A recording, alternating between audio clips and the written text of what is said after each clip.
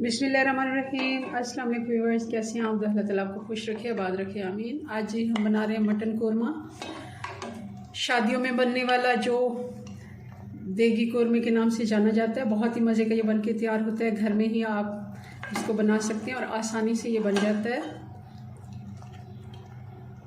आम सालन से थोड़ा सा अगर हम डिफरेंट इसके मसाले वगैरह अगर डालते हैं वही घर में रखे हुए मसालों से, तो बहुत ही अच्छा ये कोरमा बन के तैयार हो जाता है। चलिए बनाना शुरू करते हैं। रेसिपी पसंद आए तो लाइक ज़रूर करना है आपने।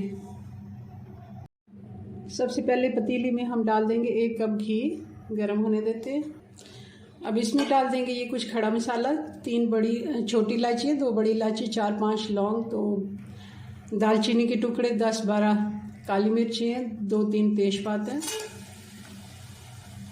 1 मिनट के लिए ज़रा हम घी में इनको सौते कर लेंगे ताकि अच्छे से इनका टेस्ट जो है घी में आ जाए। और अब डाल देंगे इसमें ये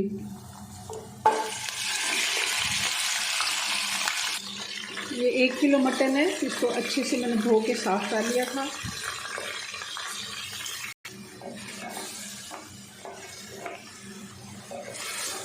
अच्छे से गोश्त को भून लेना है ताकि इसकी स्मेल ख़त्म हो जाए मसाले के साथ। 4 से 5 मिनट हमने अच्छे से इसको फ्राई कर लिया। अब डाल देंगे इसमें मसाले। 2 टीस्पून धनिया पाउडर है, 1 खाने का चम्मच लाल मिर्च, 1 टीस्पून नमक, ½ टीस्पून हल्दी और ½ टीस्पून इसमें ज़ीरे का पाउडर है। ये सारे मसाले हम इसमें डाल देंगे। मसालों को भी अच्छे से फ्राई कर लेंगे गोश्त के साथ। और प्याज को मैंने पहले से फ्राई करके रखा हुआ था।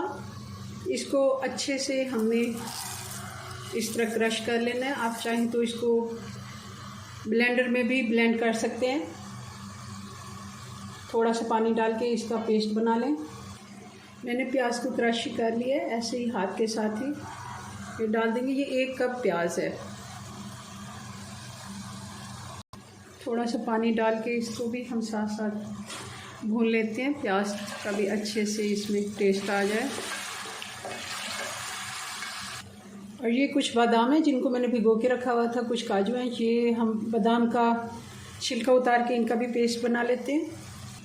ये काजू और बादाम को भी हमने पीस लिया थोड़ा सा पानी डाल के।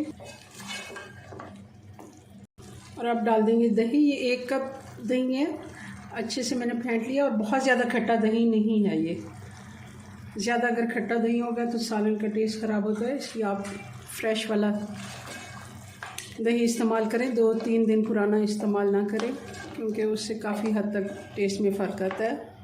अब इसमें 2 कप पानी डाल देंगे जिसमें गोश्त गल जाए। और इसको ढक्कन लगा के हम आधा घंटे के लिए छोड़ देंगे। और उसके बाद चेक करेंगे, अगर गोश्त में कसर हुई तो दोबारा भी शायद हम इसको टाइम देंगे। आधा घंटा वैसे काफ़ी होता है मीडियम आंच पे। आधे घंटे पे मैंने इसको चेक किया था, थोड़ा सा इसमें कसर बाकी थी। मैंने 1 कप और पानी का डाल के इसको फिर से रख दिया था। तकरीबन अब ये 45 मिनट में ये तैयार हुआ है। अब थोड़ी सी इसमें ग्रेवी अगर आप रखना चाहें तो इस जगह पे चूल्हा बंद कर दें। अगर नहीं रखनी आपने तो अब इसको और खुश कर लें। मैं थोड़ा सा इसमें ये ग्रेवी छोड़ूंगी। गरम मसाला डाल देते हैं क्योंकि ये ठंडा होने पे थोड़ा और भी ये खुश्क हो जाता है सालन, जो भी हो।